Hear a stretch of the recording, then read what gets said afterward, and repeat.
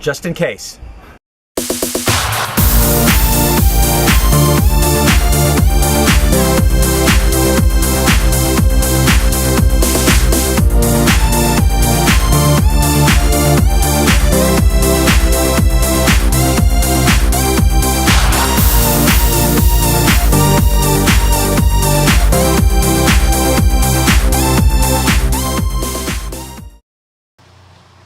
So I'm here with my good friend from decades, Jim Carricker. Good to see you, Jim. Always good to see you, Gordon. Jim is a Dexter dad, a strong promoter of Dexter sports.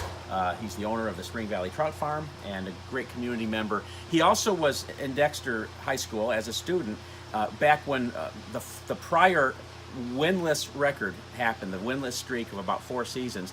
It was his class that turned that around, and I remember a couple of guys like Mark Cunningham. Very fast. Mark Cunningham, great arm. Right, and those guys. So you guys broke that winless streak, and so now we're looking at this week playing Ypsilanti High School. We got 2 teams that haven't won a game yet this year, and it just so happens that Dexter has the all-time record against Ypsi High of 3-8. Were you aware of that? We're 3-8. We actually beat them 3 times in the last 10 years in some close games. Excellent. I think it's going to be a great game, and Dexter can get that win. They're going to get that one. They're going to get that win. You know, and I am not. I hope people don't think I'm dwelling on a negative thing. Dexter's going to win. Dexter is going to win a game, guys. It's going to happen. They've been working so hard, Gordon. Right. 2-a-days, everything. There you go. They're a committed team, and there's great team chemistry. They played their heart out against Chelsea and could have got that win. I think it comes Friday night. I like how that they didn't fold. In the past years, they folded in the fourth quarter. No, but they came alive in the fourth quarter this time. And now there's another statistic that I'm not going to mention on tape yet. I'm not going to bring that number up until that number's gone. But some of us maybe know what that number is. But we do know that. Let's see. Oh, and then when Dexter last beat Ypsi High School was in 2011, and that season Dexter went 5-4. And yes, and just missed the playoffs, if I remember right. That's correct. That's correct. So good times are coming, good things are coming. The boys have been working so hard, and the wins are coming. Yep. And I still predict a winning season this year for our Dexter varsity. My message to the guys, and then Jim will have the last word, is you guys, you got to play every single minute. You got to play every single minute. You guys got it within you to do this. And Jim, what's your final word? Play every down, never take a play off, and play together as a team. Play smart football. Good things are coming. So there you go. That's from one of Dexter's most prolific alumni, Jim Carricker. Thanks, Jim. Thank you, Gordon.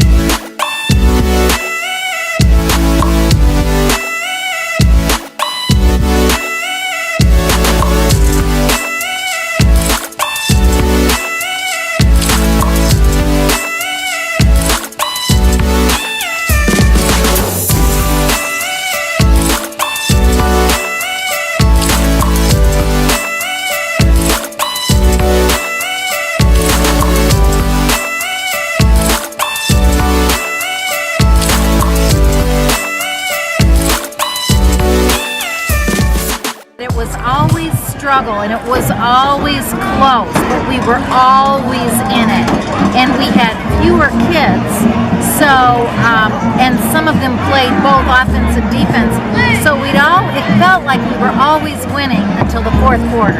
Interesting. Okay. And then they would kind of sometimes just couldn't hang on. That's what I remember.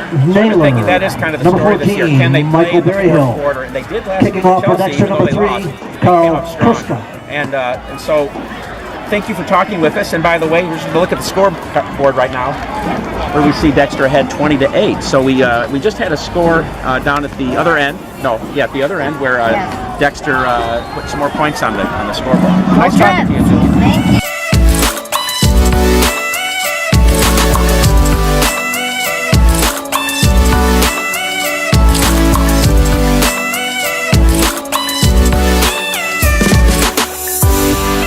So, look, we have to be realistic. The score, 27-16, Dexter's in the lead. We're starting the second half. I'm not counting my chickens before they hatch. I certainly don't want to jinx anything, but I should go take care of something very important right now, just in case. So let's go.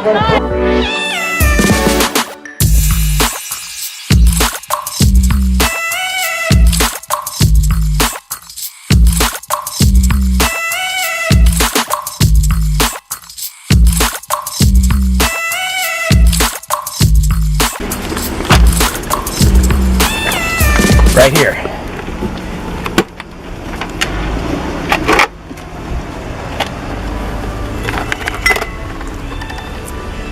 Just in case.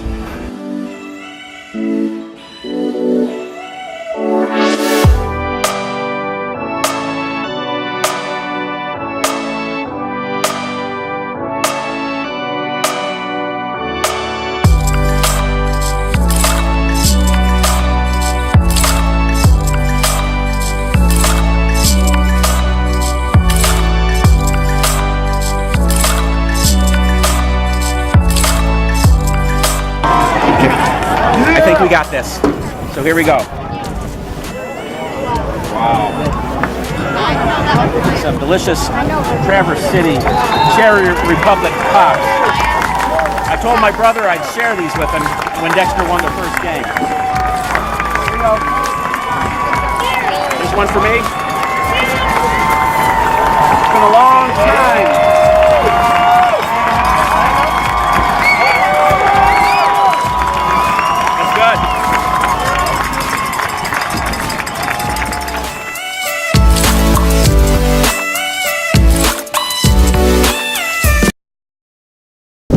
So it's the morning after the game, which became the biggest game in Dexter's last 10 years or so of play, probably. I mean, there may have been bigger games 10 years ago, but they didn't follow a 5-year drought of no wins.